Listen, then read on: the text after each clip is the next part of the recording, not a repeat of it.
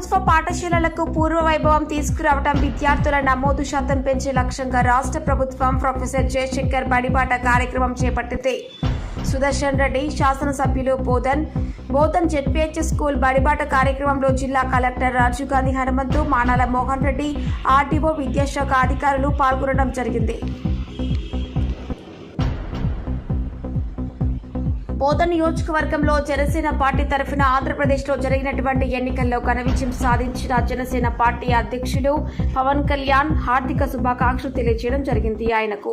అలాగే ఈ శుభ సందర్భంగా తెలంగాణ తల్లి విగ్రహానికి పూలమాలలు వేసి జనసేన పార్టీ జెండా ఎగురవేయడం జరిగింది.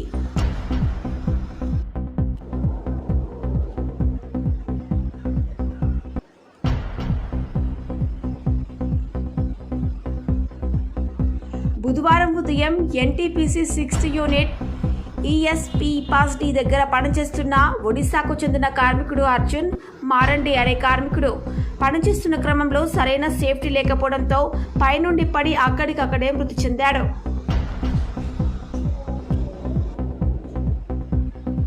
కామారెడ్డి జిల్లా నర్సులాబాద్ మండలంలోని సంగం గ్రామంలో మంగళవారం రోజు ఆరోగ్య శిబిరం ఏర్పాటు చేసి పలు వ్యాధులకు చికిత్సలు చేసి మందులు పంపిణీ చేశారు.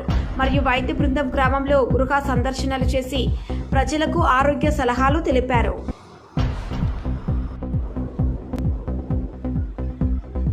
కామారెడ్డి జిల్లా నర్సులాబాద్ మండలంలోని మైలారం గ్రామంలో మిషన్ భగీరథ కార్యక్రమంలో భాగంగా ప్రజలకు నీటి సరఫరా సర్వేలో డిఎల్పీఓ నాగరాజ్ పాల్గొన్నారు. సందర్భంగా ఆయన మాట్లాడుతూ గ్రామంలోని ప్రతి ఇంటికి మంచినీటి సరఫరా జరిగే విధంగా చర్యలు తీసుకోవాలని సూచించారు.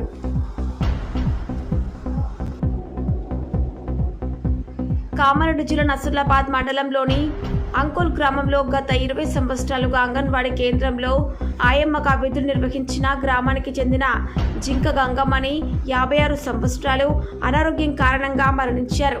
ఆయమ్మ అందించిన సేవలకు గాను ఆమె దహన సంస్కారాలకు డిపార్ట్మెంట్ నుండి 10,000 రూపాయలు, ఆమె కూతురు స్వప్నకు సిడిపిఓ కళావతి, సూపర్వైజర్ వాణి, గ్రామ పంచాయతీ కార్యదర్శి నవీన్, అంగన్వాడీ టీచర్ సరోజిని సమక్షంలో ఆర్థిక సహాయం అందించారు. గంగమ్మని ఆత్మకు శాంతి చేకూరాలని వారు కోరారు.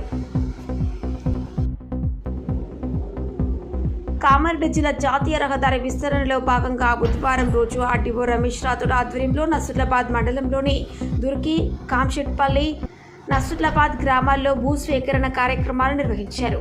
హైదరాబాద్ నుండి వయా నర్సాపూర్, మెదక్ మీదుగా బాసర వరకు రోడ్డు నిర్మాణం చేపడుతున్నట్లుగా తెలిపారు.